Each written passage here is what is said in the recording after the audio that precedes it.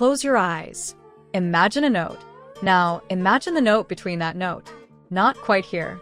Not quite there. Hovering in a space your brain wasn't trained to recognize. The first time most Western listeners hear music like this, something strange happens. It doesn't sound wrong exactly, but it doesn't sound right either. And yet, you can't stop listening. Why? The answer isn't in the music. It's in your brain. And it starts with something that happened to you before you could even speak. From the moment you were born, your brain started building a map of sound. Every lullaby, every song on the radio, every melody your parents hummed in the kitchen.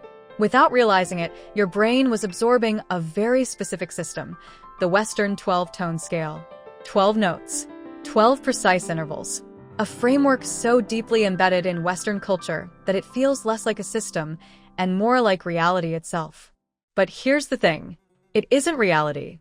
It's a choice. A specific historical, cultural choice that most of the world didn't make. In Indian classical music, Persian traditional music, Arabic Maqam, the musical universe doesn't have 12 points. It has dozens. Notes that fall between the keys of a piano. Intervals your brain was never taught to expect. This is what musicians call microtonal music. And for most Western-trained ears, the first encounter with it feels like reading a sentence where one word is in a different language. Your brain knows something is different. It just doesn't know what. To understand why microtonal music feels strange, you need to understand what your brain is actually doing when you listen to music. Neuroscientists have discovered that the brain is, at its core, a prediction machine. Every second of every day, it's making thousands of tiny forecasts about what comes next. What word ends this sentence? What color comes after the traffic light turns yellow? What note follows this chord? When a prediction comes true, your brain releases a small reward, a micro-dose of satisfaction. This is why familiar music feels good. Your brain predicted it, and it was right. But when a prediction fails, when something unexpected happens, your brain doesn't shut down. It lights up. It pays attention. It tries harder. This is called prediction error. And in music, it's the difference between a song you forget immediately and a song that haunts you for days. Microtonal music is prediction error on a fundamental level. Your brain reaches for the next note and finds something it has never mapped before. Not wrong, just unmapped. And unmapped territory is the most interesting territory of all. The Melbourne-based Project Glass Beams has built its entire sonic identity around the space between notes, guitar lines drenched in reverb and echo, intentionally mimicking the glissando and microtonal inflections of a sitar. The result is music that feels simultaneously ancient and completely new. Familiar enough to draw you in. Strange enough to keep you searching.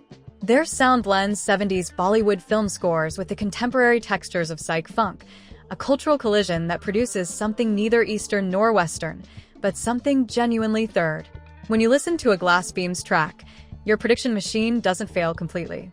It finds partial matches, echoes of things it almost recognizes, and that partial recognition is one of the most addictive states a brain can enter. Close enough to follow. Strange enough to never quite arrive. Not everyone responds to microtonal music with fascination. Some people feel genuine discomfort. And that reaction is completely valid and completely explainable. When your prediction system fails repeatedly, the brain can interpret that as a threat signal. Something is wrong. Something doesn't fit. This is the same mechanism that makes certain horror movie scores so effective. Composers like Bernard Herrmann and Ennio Morricone used microtonal and dissonant intervals specifically because they trigger low-level anxiety in the listener. But discomfort and danger aren't the same thing. And the brain is remarkably adaptable. Studies in music cognition show that repeated exposure to unfamiliar scales and tuning systems literally rewires the brain's expectation network. The notes that once felt wrong begin to feel inevitable. The intervals that triggered unease begin to feel expressive. What was noise becomes language.